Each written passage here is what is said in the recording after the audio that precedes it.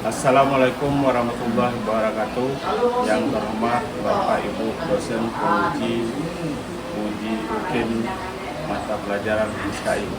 Nama saya Muzakkar, mahasiswa PPG 41 tahun 2025. Saya akan melaksanakan uji kinerja di Universitas Maulana Malik Ibrahim Malang pada mata pelajaran Sejarah Kebudayaan Islam di MTS Negeri 3 Melayu. Wassalamualaikum warahmatullahi wabarakatuh.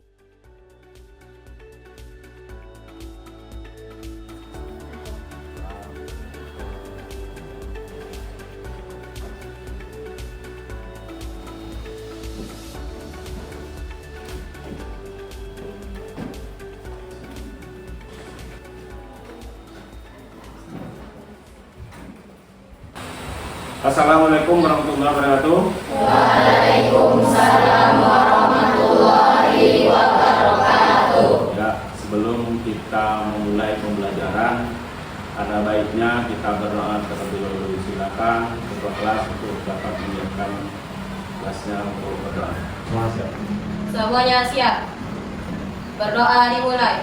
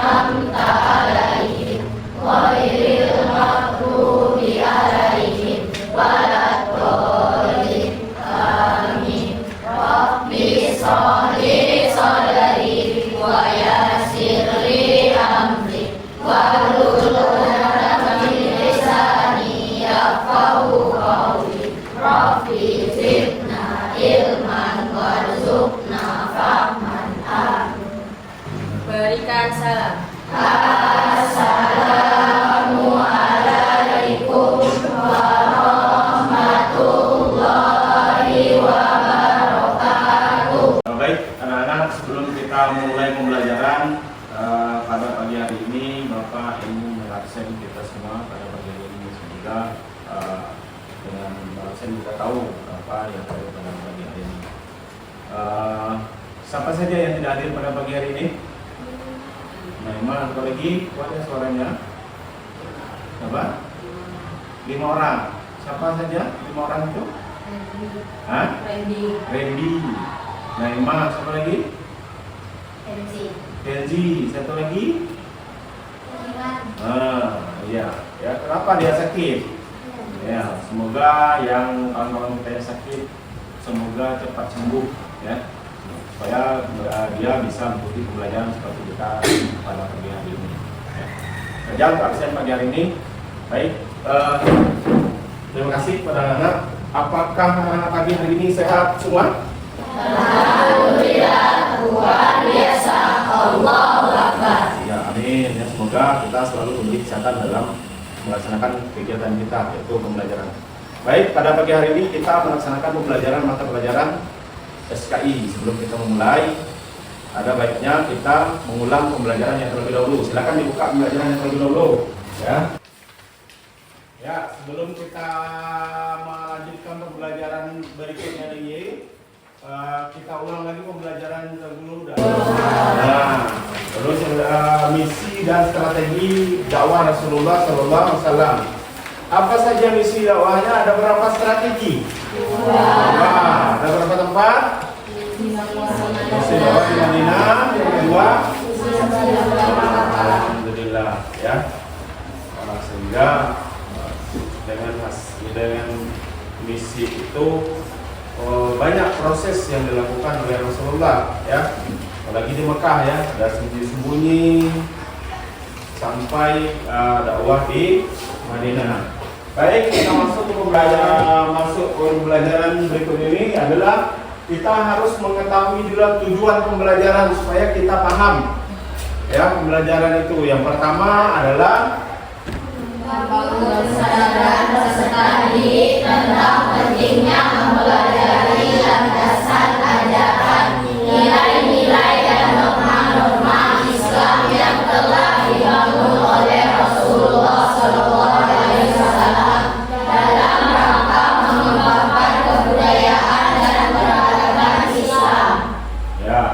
misi tujuan setelah dibawa oleh Nabi Muhammad, ya, sehingga ajaran-ajarannya itu yang kita pegang sampai saat ini. Yang kedua adalah membangun kesadaran peserta didik untuk tentang pentingnya waktu, tempat yang merupakan sebuah proses dari masa lalu, masa kini, dan masa depan.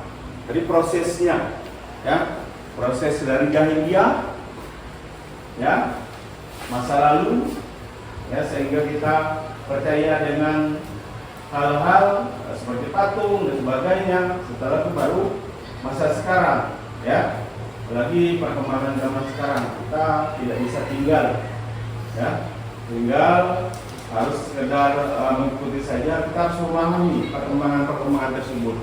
Yang kedua, yang ketiga adalah melatih daya kritis peserta didik untuk memahami fakta sejarah secara benar, ya. Nah, itu yang harus tujuan pembelajaran kita, ya. Dari pembelajaran yang dulu kita harus masuk ke dalam sekarang, ya, yang kita masih. Sebelum kita masuk pembelajaran berikut ini, mari kita perhatikan ada beberapa pertanyaan untuk pembelajaran kita, ya, tentang apa tadi? Khalifah, ya. Pertanyaan yang pertama adalah siapa yang bisa menjawab apa yang kamu ketahui tentang kepemimpinan kaum muslimin setelah Rasulullah sallallahu alaihi wasallam wafat? Nah, ya, apa? Kepemimpinan kaum muslim sepeninggalan Rasulullah selanjutnya dipimpin oleh para sahabat karena tidak ada wasiat yang ditinggalkan oleh Rasulullah. Itu yang kepemimpinan kaum muslim setelah wafatnya itu adalah para sahabat, ya, karena Rasulullah tidak meninggalkan dia, ya. Terus yang kedua, ya, apa yang kamu ketahui tentang sahabat Rasulullah? Ya. Sahabat Rasulullah Sallallahu Alaihi Wasallam adalah orang-orang yang hidup pada masa Nabi Muhammad Sallallahu Alaihi Wasallam. Iya. Beriman kepadanya dan mendampingi beliau dalam perjuangan menyebarkan Islam. Mereka sangat setia, berilmu, dan banyak berkorban demi agama. Itu sahabat-sahabat Rasulullah, ya, itu yang akan kita pelajari untuk yang akan datang ini pada hari ini. Yang ketiga, apa yang kamu ketahui tentang Khulafaur Rasyidin? Siapa? Khulafa adalah sahabat yang setelah meninggal Nabi Muhammad. Maka itulah ada 3 pembelajaran yang akan kita siapkan pada hari ini, ya. Tepuk tangan dulu buat teman-teman kita.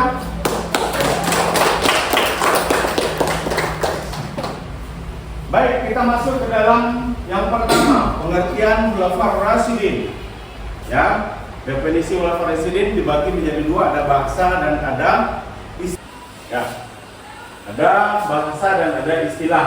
Ya, kalau menurut bahasa yang pertama, khulafa adalah jamak dari al-khalifah, artinya pengganti. Jadi yang pertama itu adalah pengganti. Jadi pengganti Rasulullah setelah Rasulullah meninggal, ya. Karena tidak ada lagi orang-orang yang percaya oleh Rasulullah, karena sahabat-sahabat yang terdekat. Maka kita ambil dari situ, ya. Terus ya, artinya yang mendapat petunjuk, orang-orang yang mendapat petunjuk dari Allah, ya, yang bisa memimpin umat Islam berikutnya lagi, ya, karena agama ini titipan, ya, supaya dijaga sehingga agama Islam itu bisa berkembang dan lestari dari awal, dari masa Rasulullah sampai sekarang ini. Karena itu tadi, ya, karena para khalifah tadi mengajarkan seperti itu. Dan Rasulullah mengajarkan kepada khalifah seperti ini supaya kepemimpinan agama Islam bisa berjalan dengan baik. Terus Khulafaur Rasyidin artinya para pengganti yang mendapatkan petunjuk. Itu istilah, ya, pengganti, para pengganti yang mendapatkan petunjuk. Itulah pengertian dari menurut bahasa. Jadi menurut bahasa itu ada 3 ada dua, yang pertama Al-Khalifah dan Ar-Rasyid, ya. Terus ada menurut istilah. Jadi dari definisi bahasa menurut bahasa tadi dikonversikan menjadi istilah tadi. Pemimpin dapat diartikan memimpin umat Islam mengganti Nabi Muhammad SAW yang terdiri dari Abu Bakar As-Siddiq, Umar bin Khattab, Utsman bin Affan, dan Ali bin Abi Thalib. Itulah pengertian dari Khulafaur Rasyidin. Apakah bisa dipahami? Bisa ya, alhamdulillah. Baik, sebelum kita melanjutkan pembelajaran berikutnya lagi, saya minta coba berdiri semuanya. Ini ada kita refleksi sedikit. Ya, yang pertama ada namanya tepuk irian. Ya, tepuk irian yang pertama tepuk kita tepuk 3 kali. Ha ha. Hu. Baru ke sini. Nah, bisa? Ya, kita coba sama-sama. 1, 2, 3. Ha ha. Hu. Ya, sekali lagi ya, semangat. Ya, 1, 2, 3. Ha ha. Hu. Oke, terima kasih. Baik, selanjutnya lagi ada permainan khalifah. Kita masukkan ke dalam pembelajaran kita supaya kita semua paham dengan inti pembelajaran kita. Ya, bisa berhitung? Bisa berhitung? Coba mulai dari sini. Mulai berhitung. 1, 2, 3, 4. Ya, dari sebelah sini lagi. Coba mulai. 1, 2, Nah. 3. Ya, lama-lama ya. 1 sampai 4 saja dulu. Kita berhitung 1 sampai 4. Ulang lagi. 1, 2, 3, 4. Ya, hitungan kita cuma sampai 4. Ya. Tidak lebih dan tidak kurang, karena kita mengambil permainan khulafah. Masih ingat khulafah tadi? Yang pertama siapa? Abu Bakar Siddiq, Yang kedua? Umar bin Khattab, Yang ketiga? Utsman bin Affan, Yang keempat? Ali bin Abi Thalib. Nah, permainannya yang kalau saya bilang 1, saya tunjuk 1, maka kamu akan menyebutkan siapa? 1 tadi? Abu Bakar Siddiq. Abu Bakar As-Siddiq. Jadi 1 Abu Bakar As-Siddiq. Kalau saya tunjukkan 3, apa 3? Utsman bin Affan, Utsman bin. Affan, Nah, kalau saya tunjuk 2, Umar bin Khattab, Umar bin. Nah, kalau saya sebut 4, Ali bin Abi Thalib. Ali bin. Bisa kita mulai? Bisa. Ya, ulang lagi. Kita ulang lagi apa dulu? Yang pertama Abu Bakar Siddiq, 2, Umar bin Khattab, 3, Utsman bin Affan, yang keempat Ali bin Abi Thalib. ingat itu. Kalau 1, ingat ya. Saya ulang lagi. Siap? Ya, 1, Abu Bakar Siddiq. 2, 3. Ali bin Abi Thalib. Oke, berikutnya lagi 1, Abu Bakar Siddiq. 2, ya, 3, Utsman bin Affan. 4. Ali bin Abi Thalib. Iya. Selanjutnya lagi ya. 1, Abu Bakar Siddiq. Utsman bin Affan. 3, Umar bin 3. Khattab. Umar bin Khattab. Kedua, nomor ketiga. Ali bin Abi Thalib. Nah, selanjutnya lagi semua harus dapat bagian. 1, Abu Bakar Siddiq, Umar bin Affan. Iya. Sampai di sini bisa dipahami itu permainannya? Bisa.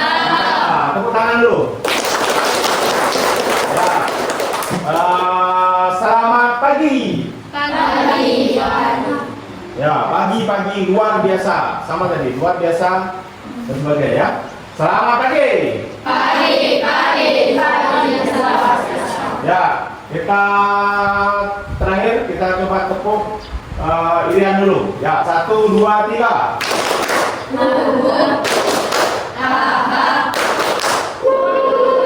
Wah, ini ada nih. Ini ciri khas irian. Oke. Ya, silakan duduk kembali. Kita lanjut lagi pembelajaran berikutnya lagi. Ya. Kita masuk ke dalam latar belakang munculnya Khulafaur Rasyidin. Apa latar belakangnya? Yang pertama adalah situasi umat Islam Tidak tidak stabil. Pada saat itu setelah Rasulullah meninggal, jadi banyak yang menginginkan melanjutkan kepemimpinan Rasulullah. Jadi sangat susah pada saat itu, sehingga terjadi percecokan antar suku tadi, ya, sehingga maka muncullah beberapa residen itu. Itu yang pertama, penyebab yang pertama. Yang kedua adalah umat Islam kehilangan figur seorang pemimpin. Pada saat itu nggak ada pemimpin, ya, karena Rasulullah sudah meninggal. Ya, setelah Rasulullah meninggal, bingung umat Islam pada masa itu, ya, sehingga bingung, pemimpin itu tidak ada, susah mencari pemimpin, maka muncullah tadi itu. Yang kedua, yang keempat, yang ketiga, Rasulullah tidak mewariskan siapa penggantinya, karena Rasulullah tidak mewariskan.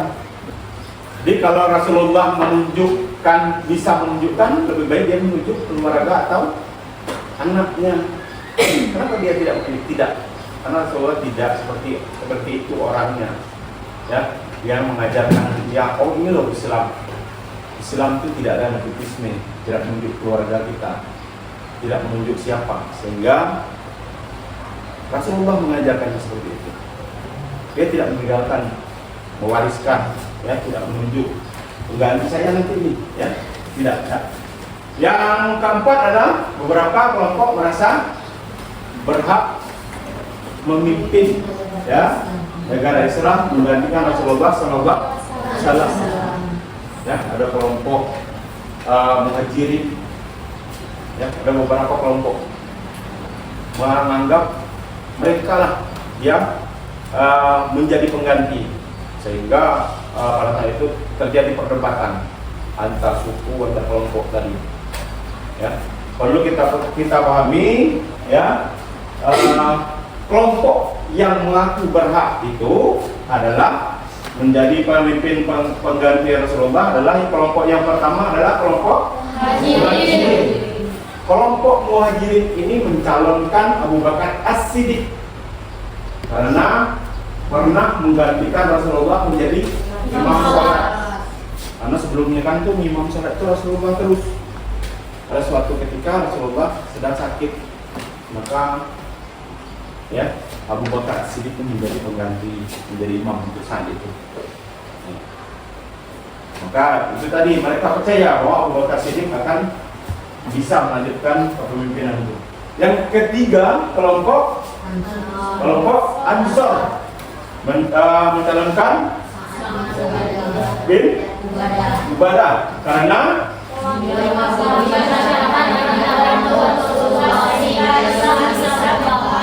sehingga Islam bisa berkembang, yakin dia, ya, dari kelompok Ansar.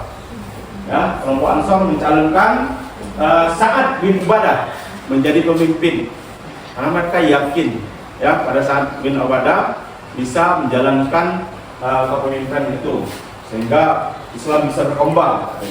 Setelah itu keluarga dekat Rasulullah mencalonkan Ali bin Abi Thalib. Ya, kalau Rasulullah ingin menunjuk keluarganya, lebih baik menunjuk Ali bin Abi Thalib.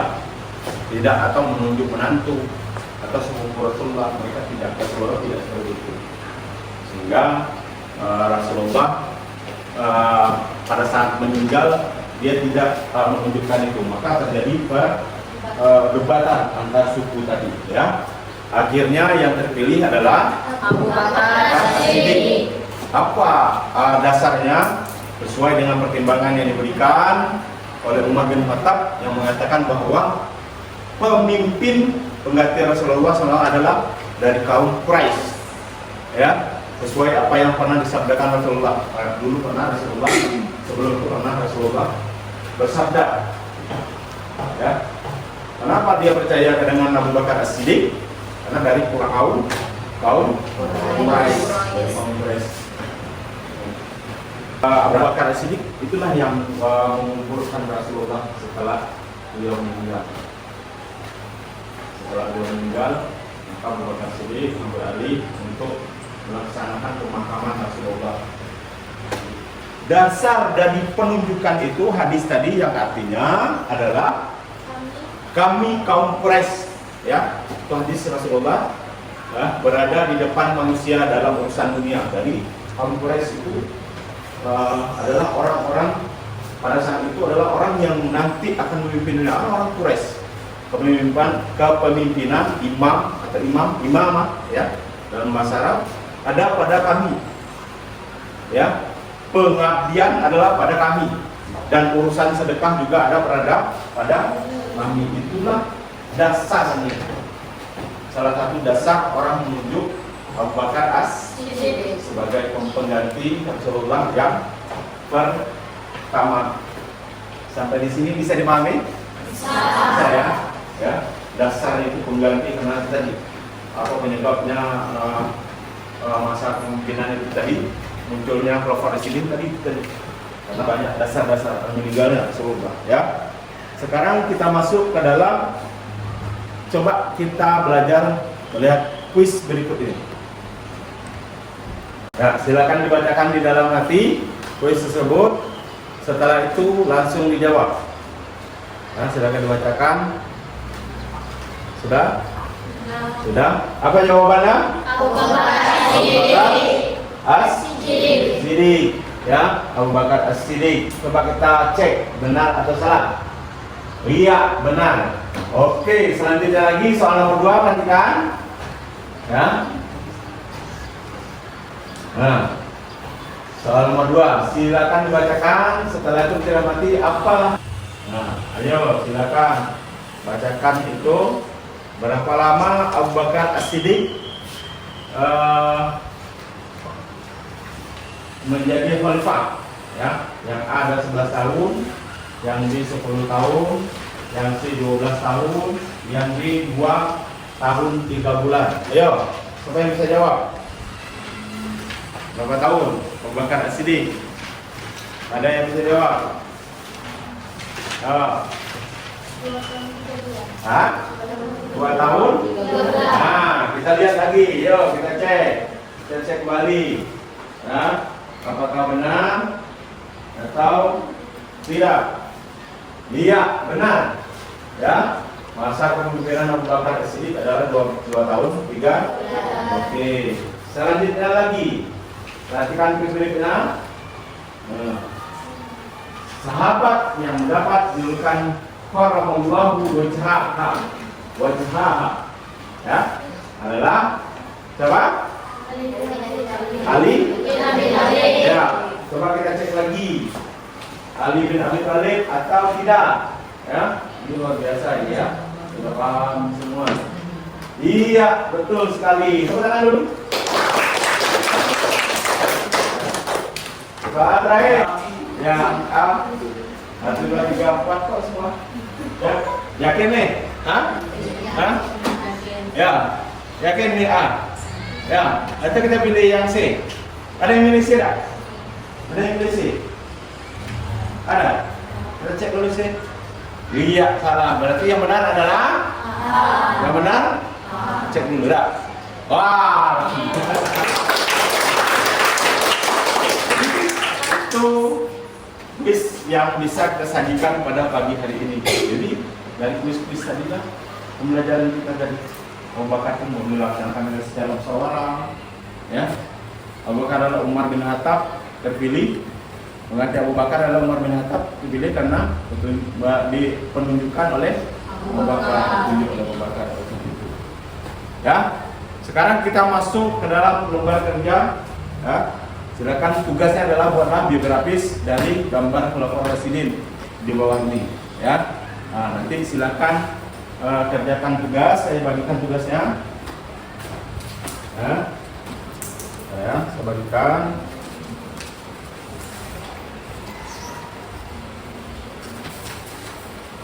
Kelompok satu sekarang saja. Maju, kelompok 1. Ya, silakan buat kelompoknya di sini. Ya, kelompok 1 di sini. Ya, kemana nomor 1? Di sini silakan duduk, silakan kerjakan tugasnya. Ya, lihat gambarnya, amati gambarnya, siapa orang-orang yang sesuai dengan gambar itu. Ya, silakan. Kelompok 2 mana nomor 2? Kelompok 2 maju. Di sini kelompok 2. Silakan buat biografisnya. Ya, buat biografis dari foto yang kita amati tersebut. Kelompok 3. Kelompok 3. Dari sini. Sudah kelompok 3. Saja. Ya. Ini kelompok 4. Ya, ini kelompok 4.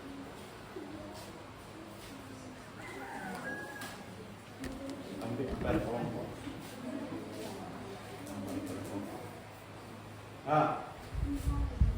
Ayo dekat. Siapa? Dekat. Ya, kalian mau bantu. Ya, dekat. Nah.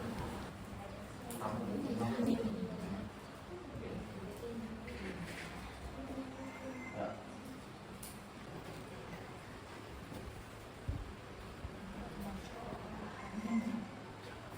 Jangan lupa tulis nama kelompoknya ya.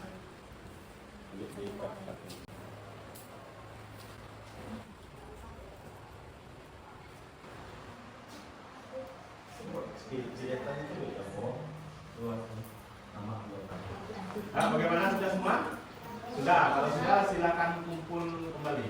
Ya, coba kerjanya silakan kumpul dan kembali duduk ke tempatnya masing-masing. Ya, maju. Ya, silakan dudukkan. Kerja dan kelompok 4. Satu.